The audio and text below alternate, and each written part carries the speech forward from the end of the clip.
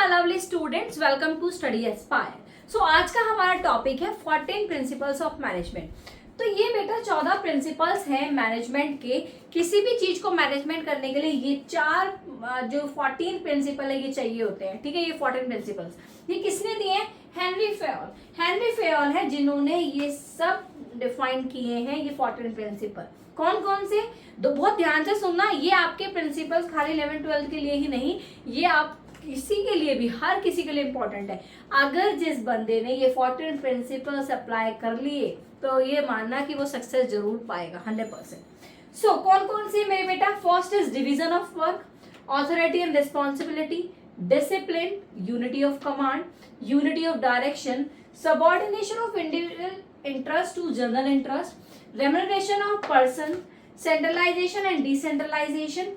9th is principle of scalar chain, 10th is principle of order, 11th principle of equity, 10th is stability of tenure of personnel, and आपका 13 is initiative and आपका 14 is spirit the corps। तो ये 14 principles हैं जो मैं आपको कराने वाली हूँ।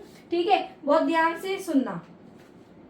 First is division of work, जो कि बेटा आपको नाम से समझ में आ रहा है। डिवीजन ऑफ वर्क को मतलब होता है कि आपने काम को बांट दिया। काम को बांट दोगे तो ऑब्वियस सी बात है आपके एफिशिएंसी आएगी आपके काम में।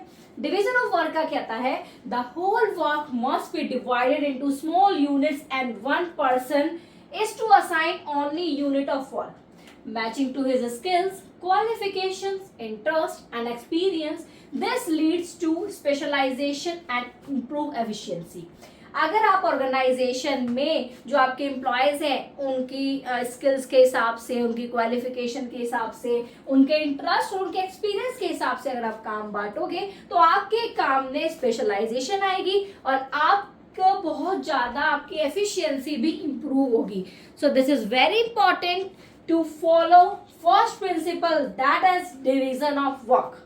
ठीक है, सेकेंड इज आपका ऑथोरिटी एंड रिस्पॉन्सिबिलिटी। देखो, ऑथोरिटी का मतलब होता है मेरे बेटा power to take decisions. Responsibility का मतलब होता है आपके पास जिम्मेदारियां हैं। ठीक है, तो इसमें आपका जो सेकंड प्रिंसिपल है कहता है authority means power to take decision, responsibility means obligation to complete the job assign on time. There must be balance और पार्ट बिटवीन बोथ। देखो, ऑथोरिटी एंड रिस्पॉन्सिबिलिटी का मतलब होता है आपके ऑर्गेनाइजेशन में पावर भी होनी चाहिए और रिस्पॉन्सिबिलिटी भी होनी चाहिए। इनका इक्वली बैलेंस होना चाहिए। ऐसा नहीं है कि आपने एक बंदे को बहुत ज्यादा पावर दे दी, नहीं। ठीक है, पावर के साथ साथ रिस्पॉन्सिबिलिटी का बैलेंस होना बहुत जरूरी है। पावर दी है, ठीक है, आपको पावर दी है, but you also have to check कि आपके ऑर्गेनाइजेशन में जो गोल है वो कंप्लीट हो रहा है, नहीं हो रहा है। तो जो भी ऑब्लिगेशन आपको है वो कंप्लीट करनी है, जिसको जॉब असाइन की है वो टाइम पे कंप्लीट करना है। ठीक है, थर्ड इज डिसिप्लिन। देखो, डिसिप्लिन हर चीज में बहुत जरूरी होता है। जैसे कि मैं आपको एग्जांपल दूं, आपकी पढ़ाई में अगर आप डिसिप्लिन होके, पेशेंस होके पढ़ोगे तो आपकी ऑटोमेटिक अच्छे नंबर आएंगे। ठीक है, डिसिप्लिन आपका ऑर्गेनाइजेशन में क्या कहता है? It means respect for rules and regulation of the organisation.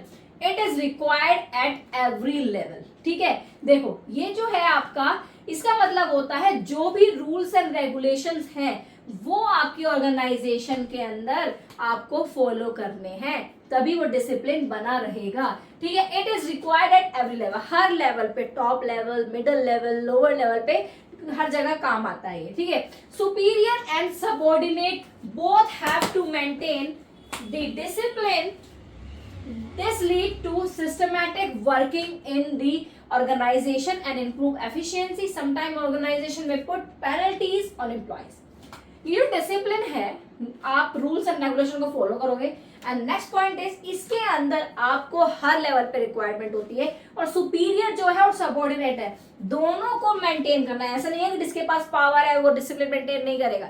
चाहे वो बड़ा बंदा हो, चाहे छोटा बंदा हो, चाहे एम्प्लॉय हो, चाहे कोई भी, सबको डिसिप्लिन मेंटेन करना है।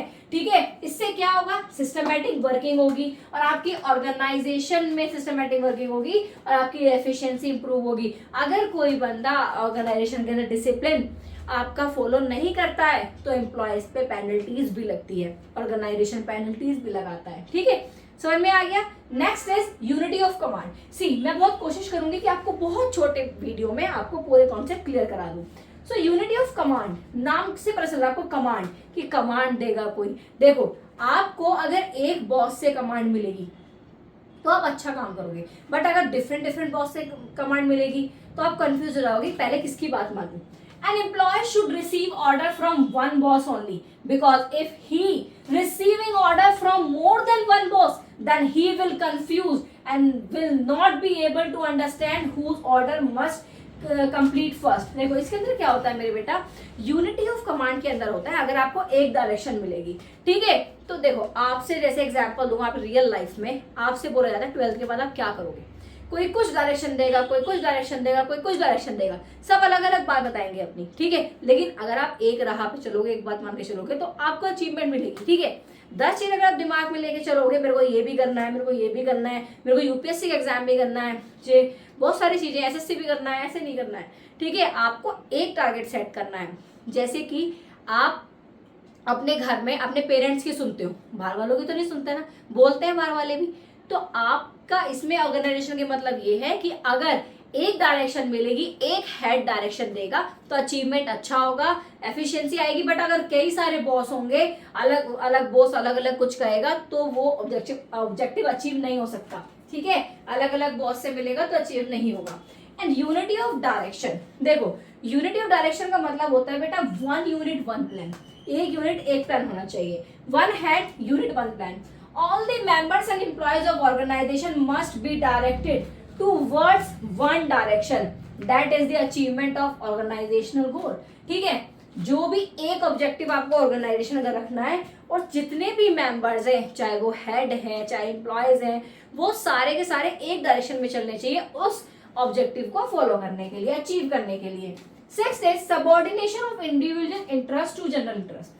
ऑर्गेनाइजेशन के अंदर इतने सारे एम्प्लॉयज होते हैं, बट इतने सारे एम्प्लॉयज जो होते हैं सबका इंडिविजुअल इंटरेस्ट, जो भी उनका ऑब्जेक्टिव होगा, गोल होगा लाइफ का अलग होगा।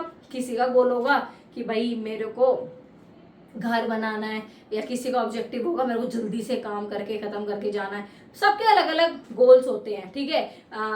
पर डे गोल्स होते हैं, आपके ईयर्स गोल्स होते हैं। तो इसके अंदर क्या होता है बेटा, आपको अगर आप ऑर्गेनाइजेशन में काम कर रहे हो तो आपको पर्सनल गोल्स को भूलना पड़ेगा, आपके ऑर्गेनाइजेशनल गोल पे फोकस करना पड़ेगा।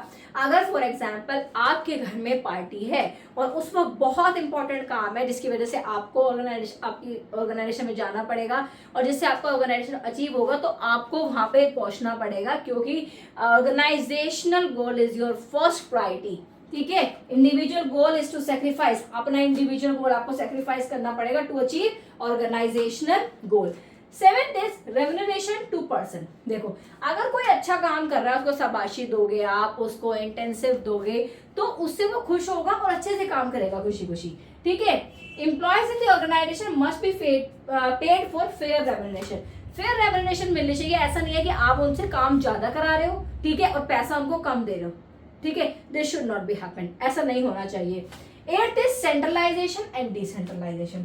सेंट्रलाइजेशन होता है मेरे बेटा ऑथोरिटी जो हो रही है आपकी डिस्ट्रीब्यूट हो रही है, mean centralisation refers to concentration of authority और power in few hands at the top level.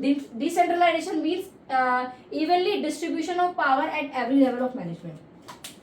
Centralisation का मतलब होता है कि जो पावर है आपकी सिर्फ टॉप लेवल के हाथ में। डिसेंट्रलाइजेशन का मतलब होता है पावर आपने तीनों लेवल पे बांट दी, टॉप पे, मिडिल पे एंड लोअर पे, ठीक है।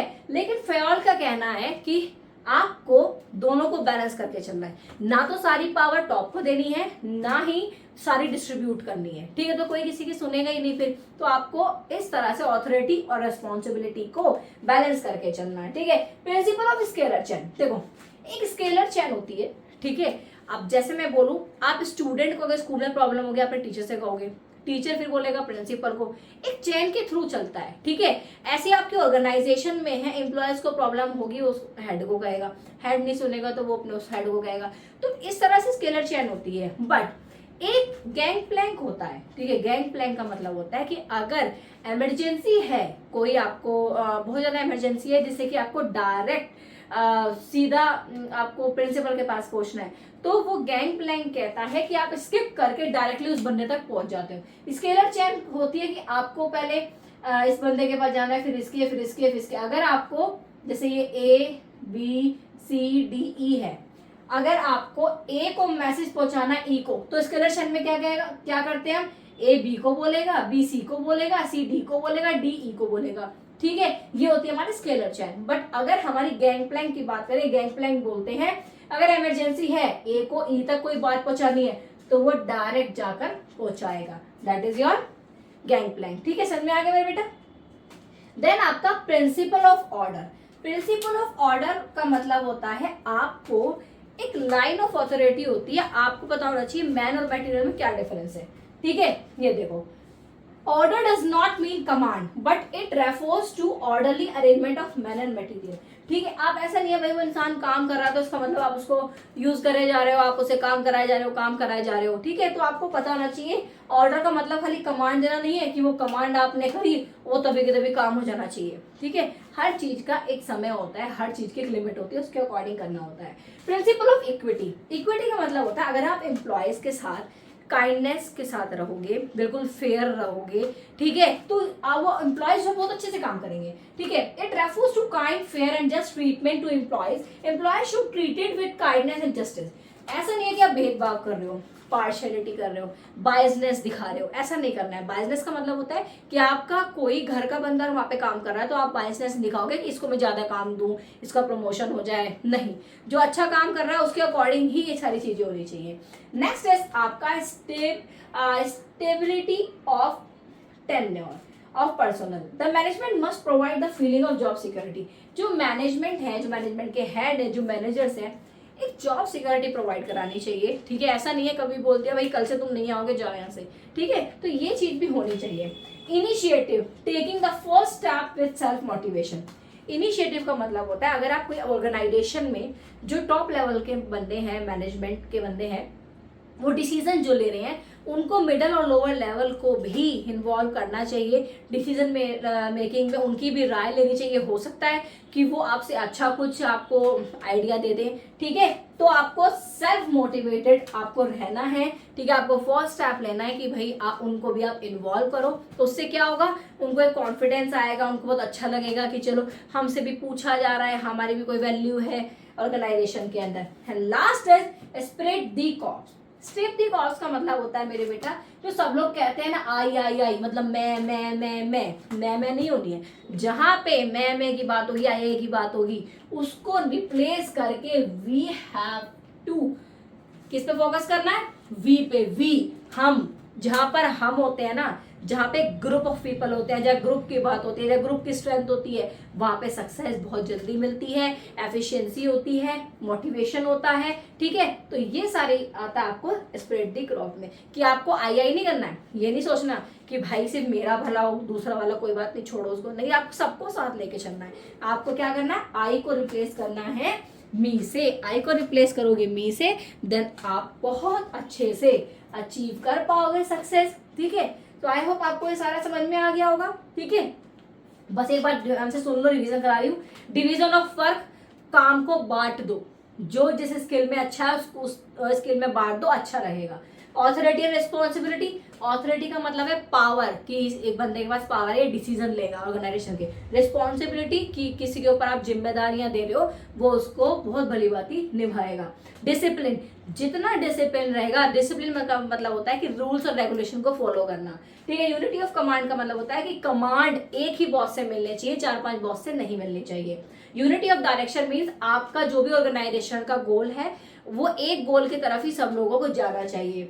Subordination of individual interest to general interest means आपको ऑर्गेनाइजेशनल गोल के लिए अपना सेल्फ जो आपका गोल है उसको भूलना पड़ेगा। You only have to focus on your organisational goal. Remuneration of person का मतलब होता है कि आपको फेयर रेम्युनरेशन मिलना चाहिए। जो आप जॉब कर रहे हो उस पे आपको अच्छे फेयर रेम्युनरेशन मिलना चाहिए।